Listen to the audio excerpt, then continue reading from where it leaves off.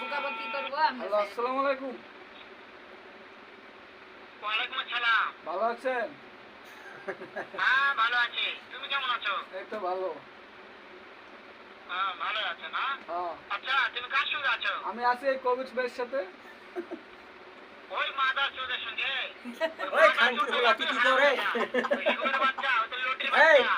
Mother চোদ, এই শয়তানের বাচ্চা, কুত্তার বাচ্চা, বিড়ির বাচ্চা।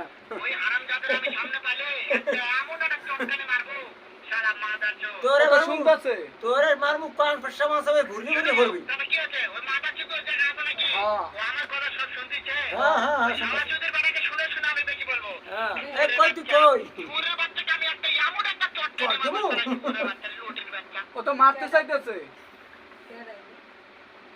তাই নাকি? তোর চাপাড়িতে জবাই দেবো। জানাক মারতে চাও? হ্যাঁ। চাপাড়িতে জবাই দেবো।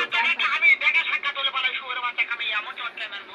চাপাড়িতে একটা জবাই দিয়ে দেবো।